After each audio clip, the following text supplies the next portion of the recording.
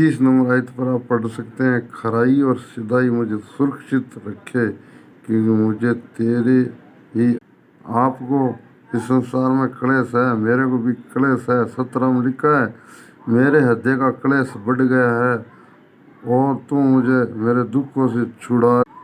18 आयत बताता है, तू मेरे दुख और कष्ट पर दृष्टि कर और मेरे सब पापों को क्षमा कर, क्योंकि तेरी करुणा तो मेरी आंखों के सामने है और सत्य मार्ग पर चलता रहूं। और मैं निकम्मी चाल चलने वालों के संग नहीं बैठा और न मैं कपटियों के साथ कहीं जाऊंगा। कुकर्मियों की संगति से घृणा रखता हूँ और दुष्टों के संग न बैठूंगा। मैं अपने हाथों को निर्दोषता के जल से धोऊंगा, तब है यहोवा मैं तेरी वेदी की प्रदक्षिणा करूंगा। ये जो पश्चाताप करके प्रभु के पास आया हुआ प्रभु का भगत बोल सकता है। फिर कहता है, ताकि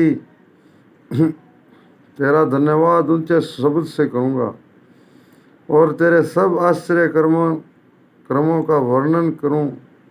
हे यहोवा, मैं तेरे धाम से तेरी महिमा के निवास स्थान से प्रीति रखता हूँ। मेरे प्राण को पापियों के साथ और मेरे जीवन को हत्यारों के साथ न मिला। वे तो ओछापन करने में लगे रहते हैं और उनका दाहिना हाथ घूंस से भरा रहता है। फिर 11वीं आयत बताती है, परंतु मैं तो खराई से चलता रहूँगा, तू मुझे छुड़ा ले और मुझ पर अनुग्रह न छोड़।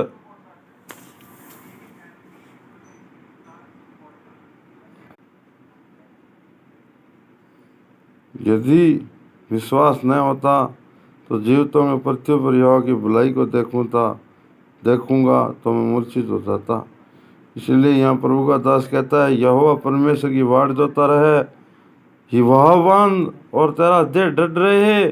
हाँ, यहोवा परमेश्वर की वाट जोता रहे। और क्या करना है? सहायता मांगनी है परमेश्वर से। क्या सहायता मांगनी है? हे यहोवा, मैं तुझी को पुकारूंगा, मेरी चट्टान, मेरी सुनी अनसुनी न कर। ऐसा न हो कि तेरे चुप रहने से मैं कब्र में पड़े हुए के समान हो जाऊं, जो मृतक लोग में चले जाते हैं। जब मैं तेरी दुआही दूं और तेरे पवित्र स्थान को भीतरी कोठरी की ओर अपने हाथ उठाऊं, तब मेरी गिड़गिड़ाहट को बातों को सुन ले। उन दुष्ट और अनर्थकारियों के संग मुझे न घसीट, और अपने पड़ोसियों से बातें तो मेल की बोलते हैं, पर तू हृदय में बुराई रख